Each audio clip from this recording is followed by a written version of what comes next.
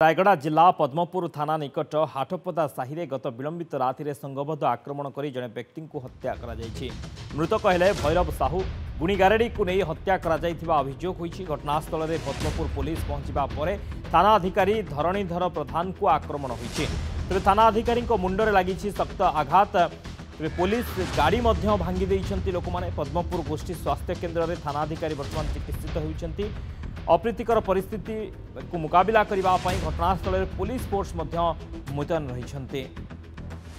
गुणी गारेड़ी को संदेह कर हत्या अनुमान करा जाउछि। रायगड़ा जिला पद्मपुर थाना निकट हाटपदा साहि गत विलंबित राति संघबद्ध आक्रमण में जड़े व्यक्ति मृत्यु होती। जड़े व्यक्ति को हत्या कर संघबद्ध भाव में। मृतक होती भैरव साहू गुणी गारेड़ी को नहीं हत्या कर अभियोग। घटनास्थल में पद्मपुर पुलिस पहुंची एवं पुलिस पहुंचा पर थाना अधिकारी धरणीधर प्रधान को आक्रमण कर उत्त्यक्त लोक मैंने। सहित गाड़ी को भंगारुजा कर पुलिस गाड़ी को। तेज थाना अधिकारी मुंडरे शक्त आघात लगी। पद्मपुर गोष्ठी स्वास्थ्य केन्द्र में चिकित्सा होती। तेज अप्रीतिकर परिस्थितिर मुकाबला घटनास्थल में पुलिस फोर्स मुतयन रही। तेज गुणी गारेड़ी को नहीं ये हत्या संघबद्ध भाव में आक्रमण जहाँ अनुमान करा जाउछि एवं पुलिस उपर को आक्रमण करा जाइछि। तबले जन को हत्या करा जाइथिला खबर आसिबा पर पुलिस पहुंचीथिला। पुलिस को आक्रमण करा जाइछि। जनार्दन रही आम रिपोर्टर गुणपुर रिपोर्टर जनार्दन कौन सूचना रहुछि जो हत्या करा जाइछि जो व्यक्ति को यार कारण कौन गुणी गारेड़ी पे हत्या करा जाइछि बोली कहा जाउछि। देखो शक्ति जहाँ की सूचना रोचे गतकाली विलंबित रात्रि हाट पद्मपुर थाना अंतर्गत हाटपदा गोटे साहि रही पद्मपुर थानार ठीक पछपटे से साहि गोटे लोक को गुणीगाड़ी सन्देह संघबद्ध भाव आक्रमण कर गोटे योजना था। तो यही योजना संपर्क में पद्मपुर पुलिस सठिक तथ्य पाई पहुंची। पहुंचा पर जो देखी से स्थानीय लोकों को बुझासुझा करते।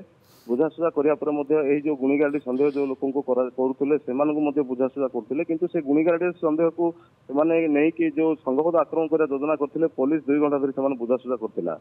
तो थाना अधिकारी जेहेतु धरणीधर प्रधान रही से पहुंची बुझासुझा कराया हठात आक्रमण होता। मुंडरे शक्त आघात लगी।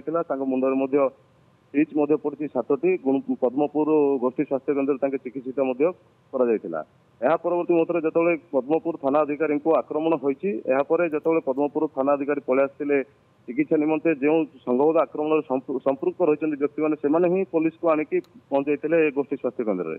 परवर्ती मुहूर्त में जाना पाई संघबद्ध आक्रमण कर गुणी गारेड़ी सन्देह जो युवकों को अटक रखिकी जो संघबद्ध आक्रमण योजना करते से लोकों को आक्रमण कर देते जहाद्वारा से युवक व्यक्ति मृत्यु घटी।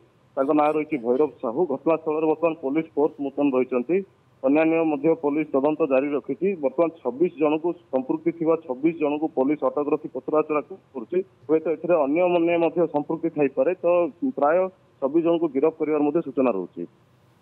ओके बहुत बहुत धन्यवाद जनार्दन समस्त सूचना जनार्दन महापात्र गुणपुर रिपोर्टर थिला सहित अधिक सूचना देते।